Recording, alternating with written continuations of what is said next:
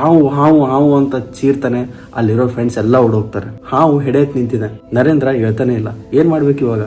ನರೇಂದ್ರರು ಅಂದ್ರೆ ಸ್ವಾಮಿ ವಿವೇಕಾನಂದರು ಚಿಕ್ಕ ವಯಸ್ಸಲ್ಲಿ ಅವ್ರು ಮಾಡೋ ಮೆಡಿಟೇಷನ್ ಎಷ್ಟು ಡೀಪ್ ಆಗಿರ್ತಿತ್ತು, ಎಷ್ಟು ಫೋಕಸ್ ಆಗಿರುತ್ತಿತ್ತು ಅಂದ್ರೆ ಅವ್ರ ಹತ್ರ ಹೋಗಿ ಮೈ ಅಳಗಾಡಿಸಿದ್ರು ಕೂಡ ಎದ್ದೇಳ್ತಿದ್ದಲ್ಲ. ಕೆಲವು ಜನ ಸುತ್ತಮುತ್ತ ಜನ ನೋಡ್ತಿದ್ರು, ಅವ್ನು ಏನ್ ಮೆಡಿಟೇಷನ್ ಮಾಡ್ತಿದ್ದಾನೆ, ಏನು ಸುಮ್ಮನೆ ಡ್ರಾಮಾ ಮಾಡ್ತಿದ್ದಾನ ಅಂತ ಡೌಟ್ ಪಡ್ತಿದ್ರು.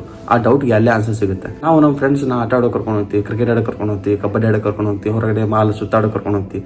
ಬಟ್ ನರೇಂದ್ರ ಏನ್ ಮಾಡ್ತಾನೆ ಅಂದ್ರೆ ಧ್ಯಾನನೇ ಅವನಿಗೆ ಆಟ ಆಗಿತ್ತು. ಸೊ ಧ್ಯಾನ ಆಟ ಆಡೋಕೆ ಅವ್ನ ಫ್ರೆಂಡ್ಸ್ನ ಕರ್ಕೊಂಡು ಹೋಗ್ತಾನೆ. ಪ್ರಾರ್ಥನಾ ಮಂದಿರದಲ್ಲಿ ಧ್ಯಾನ ಮಾಡೋ ಕೂತ್ಕೋತಾರೆ. ಎಲ್ಲರೂ ಧ್ಯಾನ ಮಾಡೋ ಕೂತ್ಕೋತಾರೆ. ಕೆಲವೊಬ್ರು ಜನ ಅವ್ನ ಫ್ರೆಂಡ್ಸ್ ಇರ್ತಾರಲ್ಲ, ಹಂಗೆ ನಡು ಎದ್ದು ಕಣ್ಣು ತೆರಿತಿದ್ರು, ನೋಡ್ತಿದ್ರು. ಒಬ್ಬ ಹುಡುಗ ಕಣ್ ತೆರೆದ ತಕ್ಷಣನೇ ಒಂದು ದೊಡ್ಡ ಹಾವು ಬಂದಿರುತ್ತೆ. ಹಾವು ಹಾವು ಹಾವು ಅಂತ ಚೀರ್ತಾನೆ. ಅಲ್ಲಿರೋ ಫ್ರೆಂಡ್ಸ್ ಎಲ್ಲ ಓಡೋಗ್ತಾರೆ. ಕೆಲವೊಬ್ರು ಜನ ಅಲ್ಲೇ ಇರ್ತಾರೆ, ಕೆಲವೊಬ್ರು ಓಡೋಗ್ತಾರೆ. ಅಲ್ಲೇ ದೂರಲ್ಲಿ ನಿಂತ್ಕೊಂಡು ನರೇಂದ್ರ ಏಳು ಏಳು ಏಳು ಅಂದ್ರೂ ಕೂಡ ನರೇಂದ್ರ ಹೇಳ್ತಾನೆ ಇಲ್ಲ. ಸೊ ಅಲ್ಲಿರೋ ಒಬ್ಬ ಫ್ರೆಂಡ್ ಅವ್ರ ಮನೆಗೆ ಹೋಗಿ ಅವ್ರ ಪೇರೆಂಟ್ಸ್ನ ಕರ್ಕೊಂಡ್ ಬರ್ತಾನೆ. ಪೇರೆಂಟ್ಸ್ ಬಂದು ನೋಡ್ತಾರೆ, ಗುರು ಹಾವು ಹೆಡೆತ್ ನಿಂತಿದೆ. ನರೇಂದ್ರ ಹೇಳ್ತಾನೆ ಇಲ್ಲ. ಏನ್ ಮಾಡ್ಬೇಕು ಇವಾಗ? ನರೇಂದ್ರ ಹೋಗಿ ಎಬ್ಬಿಸ್ಬೇಕಂದ್ರು ಕೂಡ ಇವ್ರ ಹತ್ರ ಡೇರಿಂಗ್ ಇಲ್ಲ. ಯಾಕಂದ್ರೆ ಹಾವಿದೆ. ಸೊ ಇವಾಗ ಏನ್ ಮಾಡ್ಬೇಕಂತ ಫುಲ್ ಶಾಕ್ ಆಗಿರ್ತಾರೆ. ನರೇಂದ್ರ ಕರೀತಿದ್ದಾರೆ, ನರೇನ್ ಎದ್ದೇಳು ಎದ್ದೇಳು ಅಂತ ಹೇಳ್ತಿದ್ರೆ ಎದ್ದೇಳ್ತಾನೆ ಇಲ್ಲ. ಬಟ್ ಅದೃಷ್ಟವಶ ಆ ಹಾವು ತನ್ನ ಪಡಿಗೆ ತಾನೇ ಹೋಗುತ್ತೆ. ಸೊ ಅದಾದ್ಮೇಲೆ ತಾಯಿ ಭುವನೇಶ್ವರಿ ಅವನ ಹತ್ರ ಹೋಗಿ ಅವನನ್ನ ಎಬ್ಬಿಸಿ ಕರ್ಕೊಂಡು ಬಂದಾಗ ಅವನಿಗೆ ಕೇಳ್ತಾರೆ, ಎಲ್ಲಾ ಫ್ರೆಂಡ್ಸ್ ಹಾವು ಅಂತ ಎಲ್ಲ ಹುಡುಗರು ಎದ್ದೋದ್ರು, ಅಲ್ಲಿ ಹಾವು ಬಂದಿದ್ದು ನಿಂಗೆ ಗೊತ್ತಿಲ್ವಾ?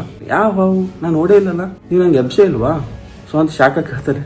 ಅಷ್ಟು ಚಿಕ್ಕ ವಯಸ್ಸಲ್ಲೇ ಅಷ್ಟು ಡೀಪಾಗಿ ಮೆಡಿಟೇಷನ್ ಮಾಡ್ತಾನಂತ ಅವನ ಪೇರೆಂಟ್ಸ್ಗೆ ಅಷ್ಟು ಶಾಕ್ ಆಗಿದ್ದೋ ಬಿಟ್ಟಿದ್ದೋ ಗೊತ್ತಿಲ್ಲ. ಬಟ್ ನರೇಂದ್ರ ಮಾತ್ರ ಖುಷಿಯಾಗಿದ್ದ, ಆನಂದ ಪಟ್ಟಿದ್ದ.